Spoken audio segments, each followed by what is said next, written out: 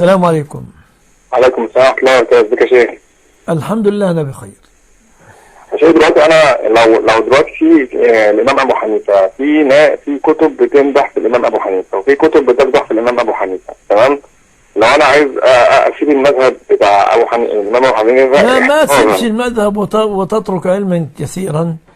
الذي وافق فيه الإمام أبو حنيفة الدليل مختلف عليه يا شيخ، هو مختلف عليه يا أخي. افهم كلامي يا أخي. ماشي مع حضرتك. أي شخص كائنا ما كان أتى بكلام يوافق الدليل اقبله، يخالف الدليل رده.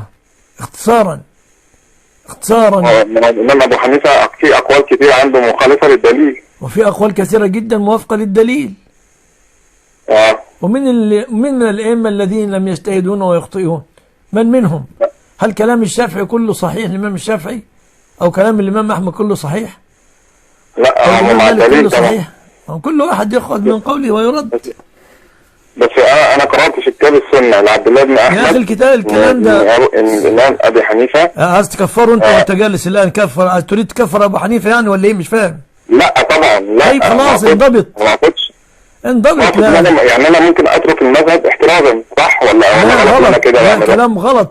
أبو حنيفة إذا كان له اجتهادات في أبواب المعتقد، إذا كان له وأخطأ فيها يترك ما أخطأ فيه، ما اختلفناش في هذا. لكن أبو حنيفة ما اشتهر بالكتابات في المعتقد، أبو حنيفة شهرته في الفقه. أيوه أبو حنيفة ما اشتهر. أنا ما أقصدش يا شيخ، أنا بس عايز أفهم والله مش أكتر يا شيخ. لا أنا بكلمك هو بس أنا بكلمك بما يرضي ربنا سبحانه وتعالى إن شاء الله. أي واحد أفتى في كلام أخطأ فيه خالف الدليل نعتذر مع توقيرنا له. أي واحد وافق الدليل كلامه على رأسنا.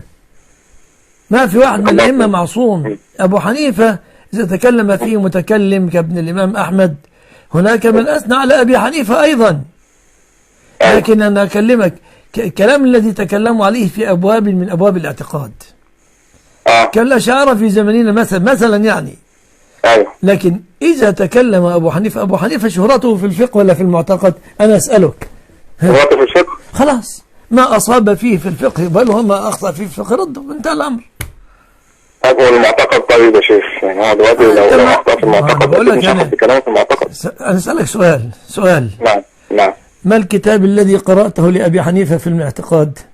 لا أنا ما قرأتش. خلاص ما قرأتش. أنا قرأت السنة لعبد الله بن أحمد بن حنبل. يا أخي الكلام ده أنا جاوبتك عليه يا أخي. الكلام ده بين قادح ومادح، ومن الناس من يطعن في نسبة هذا الكلام. أنا بسألك الآن سؤالا محددا: ما الكتاب الذي قرأته لأبي حنيفة في الاعتقاد حتى نقيمه؟